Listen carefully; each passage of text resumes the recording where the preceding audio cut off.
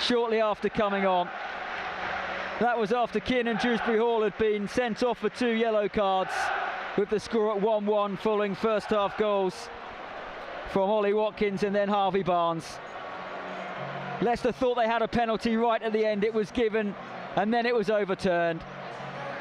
And it means at the end of a chaotic night, Leicester City have been beaten again. 9 games to go now to save themselves in the Premier League. Full-time score, Leicester 1, Villa 2.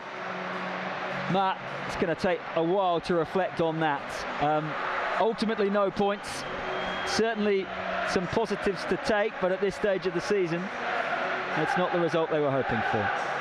Well, quite clearly not, no. I mean, it's spirited from the outset. A little bit of change of attitude, a bit of ruggedness about their performance. But that alone is not going to get them out of the predicament they're in. It can be a contributory factor, and it was something that I think a lot of people were pleased to see, but they've got to provide the quality at the right moments and as well. And I mean, Jerry's spoken about it in the build-up to the game about keeping a calm head, which is true. I mentioned the word numerous times tonight about balance, and it's finding that really. You can't be too passive, of course. I think Leicester have been guilty of that previously. You can't be too gung-ho, and sides like Villa will pick holes in you. So it's finding that right level for the majority of the game tonight. When you look at everything, and consider the situation, I think Leicester did that. But it shows you the standards that you've got to provide. Otherwise, you get caught out, you get punished. And that's happened tonight. Wilfred Ndidi at a key time, the culprit this evening. On another day, it's someone else. But hugely disheartening and a huge blow. You can't get away from that for the supporters, for the players, everybody involved. But they've done it before, and they're going to have to dust themselves down again at the weekend. It makes the game against Bournemouth even more important, doesn't it? Yeah, you sense this one is going to take a bit of getting over. Leicester poured their heart into this, actually. The fans in the stands, the players on the pitch, but they have ultimately in the Premier League come up short when it comes to the scoreline tonight. Villa have celebrated that win wildly, and why not? That game against Bournemouth looms very large. Full-time score tonight in front of more than 32,000. Leicester 1, Villa 2. Thank you, Chris. Matt Elliott will come and join us shortly for the post-match reaction to that. I've got Jerry Taggart and Tony Cottee with me, Dan Bates, though. As we assess that, and hard to find, I mean, there are positives, but just the way that it's happened, it feels very hard to find them right now. Yeah, absolutely. I think, first and foremost, again, like Saturday, you can't question the attitude of the players and the commitment of the players. Obviously, the sending off doesn't help anybody at a vital stage. I think there's 20 minutes left, something like that, when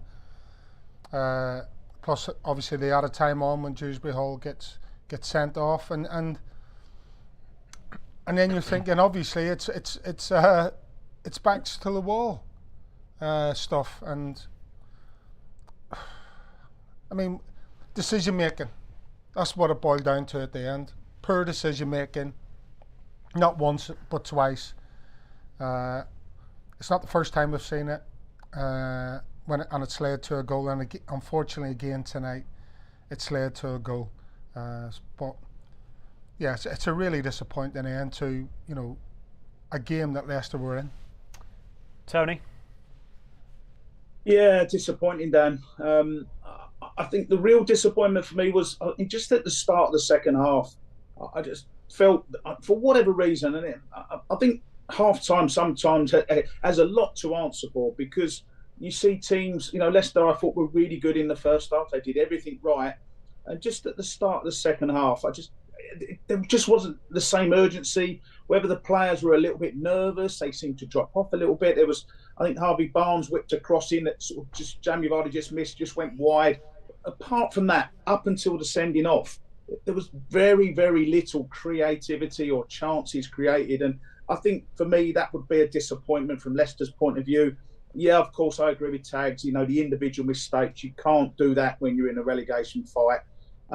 But just the result itself, it's a massive disappointment, and of course compounded by the chaos at the end created by Graham Scott, the referee. Yeah, I think in general the game, the second half was pretty even steam. I think Leicester had like a 5-10 minute spell in that second half where, you know, as Tony said, that cutting edge quality wasn't there, but you know, they were getting in fiercely, you know, challenge after challenge, and they were getting some joy, especially down the left hand side again with Barnes, but without the quality. And there was some crosses coming in that were being cleared, and on the flip side, Aston Villa didn't really show too much in that second half in regards of, you know, as a goal scoring threat. So you could say the game was pretty even Steven up until that point. Leicester probably, even though, you know, lacking, as Tony said, that goal threat, you know, they weren't behind in the game, or they weren't struggling in the game up until that point.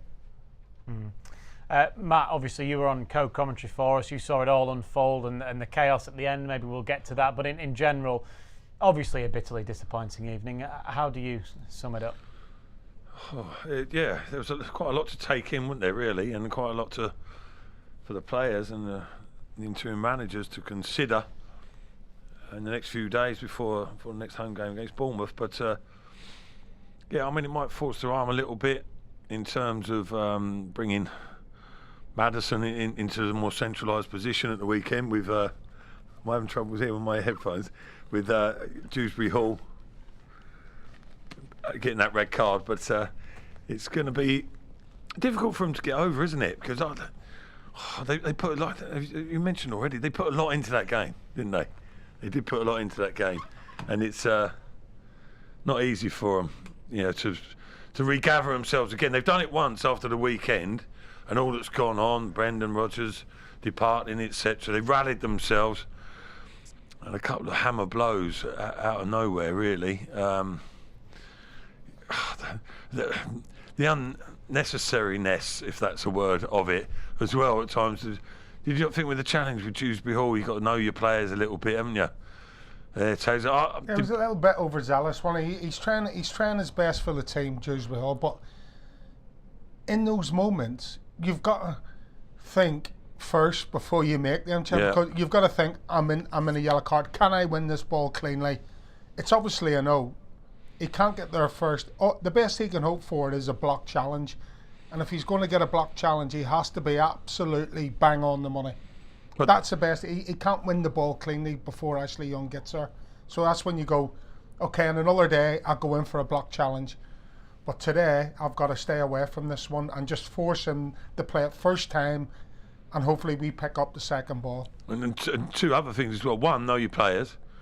You know Ashley Young's going to how he's going to react, but the first challenge as well on Ashley Young again as well, like tracking back that he got his first booking. Yes, to me that was a little bit unnecessary, right? It wasn't like last ditch, I'll take a booking and slow the game down. Villa were on the break, he was isolated, Young.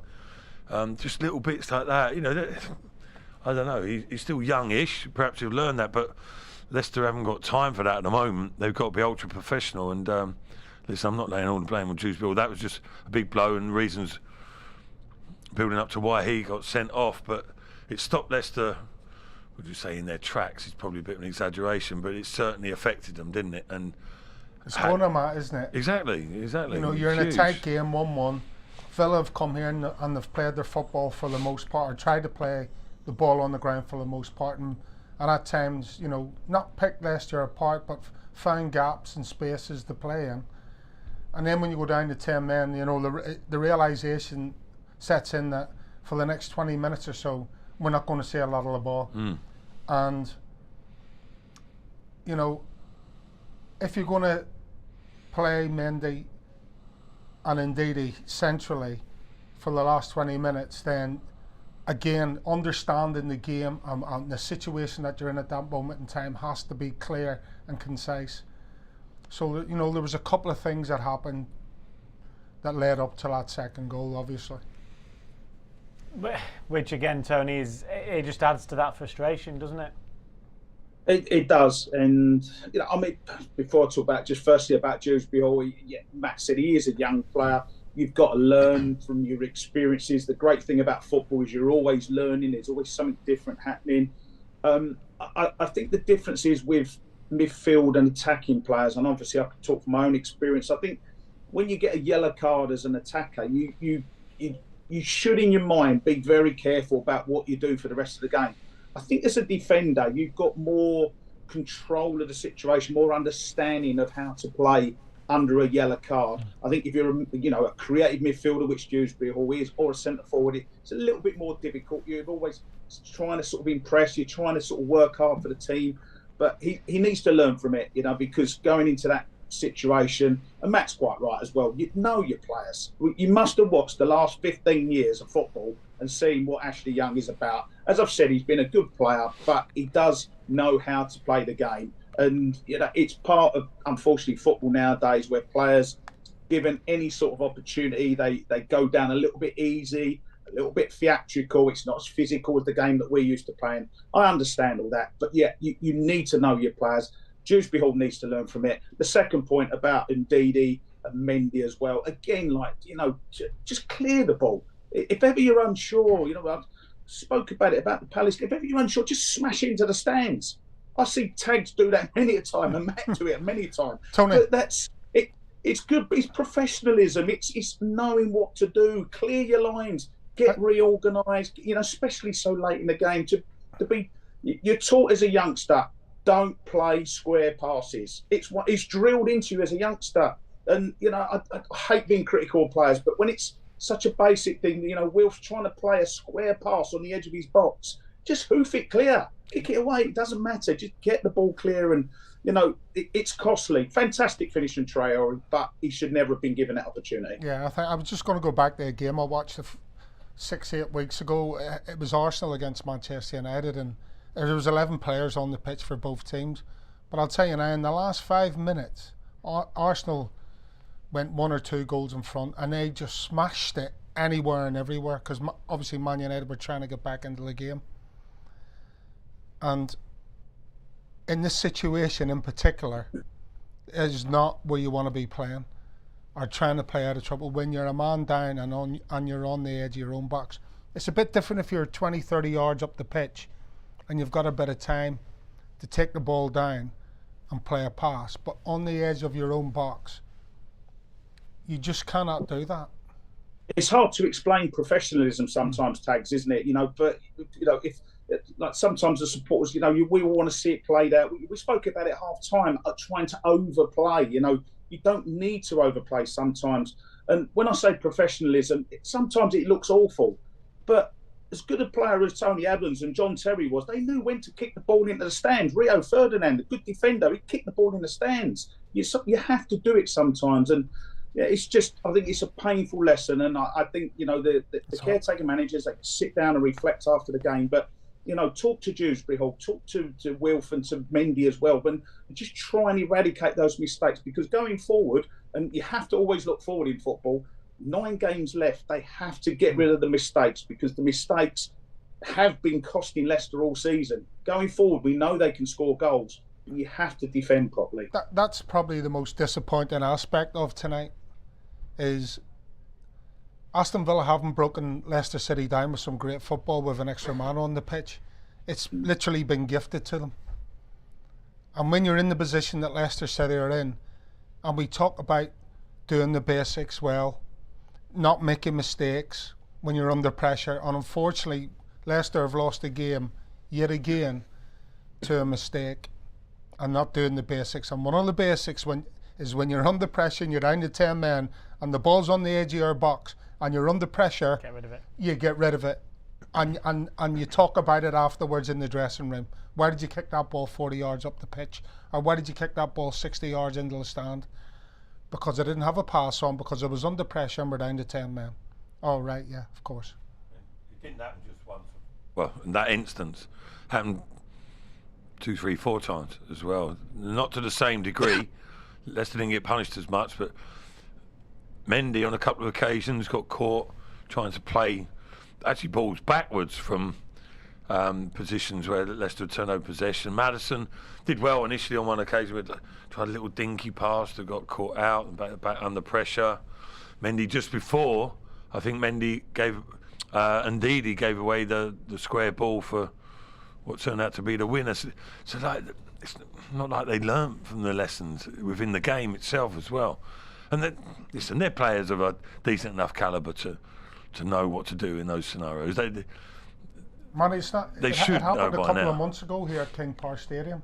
Yeah, I where they think failed to clear a ball, and then they tried to play their way out of trouble. I think it's a bit and then they go. alien to them, Tags, to a degree, because I don't know. You might think I'm wrong. I think they've had it drummed into them, to play in a certain way, be structured, and look very technical, and it's a little bit not beneath them. That's too strong a word, but it goes against their natural way that they've been playing football over time. But it's a big part of it.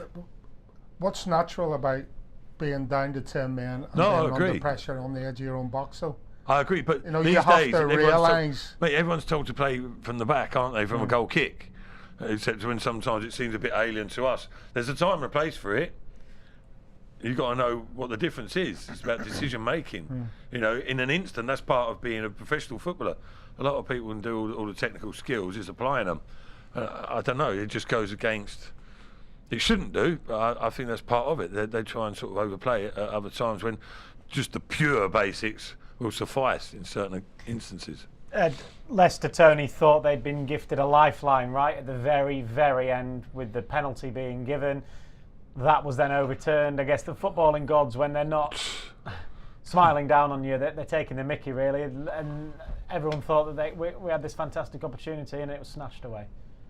Yeah, and I think these things happen. We saw it at the weekend at Palace. Palace scoring in the last minute of extra time, and it just feels it's horrible when you're down there and you're in that relegation scrap, and you always feel like things don't go your way, and it works completely the opposite when you're up at the top of the league. Not that I was up there that too often, but when you're up there and you're flying and the goals are flying in, the results are going for you, it goes the other way, and you get the last minute penalty, you get the little bit of luck. To be honest with you, she's only my opinion. I'm not a big fan of Graham Scott. I don't think he's a particularly good referee. I thought it was shambolic. He gave a free kick. He didn't know what was going on. The linesman had to tell him it was a free kick to Leicester and not to Villa. And, I don't know what he's saying. He sort of, obviously he feels that Watkins has fouled Patson Daka. He's then given the yellow card. And then when you see it, I suppose it's easy to be fair with replays and everything, it's sometimes easy to see it. The only key thing really, was it the correct decision? And I'd love to say it wasn't, but I've got to be honest, I felt, once I saw the replays, it always felt like Ollie Watkins had been slightly nudged by Patson Daka. And once that happened, of course, once he goes over to look at the screen, you know what's coming. On another day, you get that little bit of luck, or like I say, if you're up the top of the table, it goes the other way. But just with how things are with Leicester at the moment, the luck's not going with them. And I really felt for the boys and for the fans as well, because you get all excited. Penalty's been given. We could snatch a point here, get the 2-2 draw that in a way Leicester deserved, but it just wasn't to be. Indeed, it wasn't to be this evening, Tony. We've got plenty more to come on LCFC TV excuse me, over the coming days, of course. There's another game here at King Power Stadium in 3 or 4 days, a massive one against Bournemouth, of course. That is a 3 o'clock kickoff on Saturday, so you can join us for that on Matchday Live from 2 p.m. It really is if today was huge, then that is gargantuan. Then following that, we've got extra time on Easter Monday. Join us from 6 p.m. for that, where hopefully we'll be talking about that victory over Bournemouth. And then you can always listen to a podcast with Jerry Taggart, Matt Elliott and David Nugent. Thank you very much to Tony Cotty, to Jerry Taggart and to Matt Elliott for their company this evening on another bitterly disappointing evening for Leicester City. But there's an opportunity again on Saturday to put things right. Do join us for that. Good night.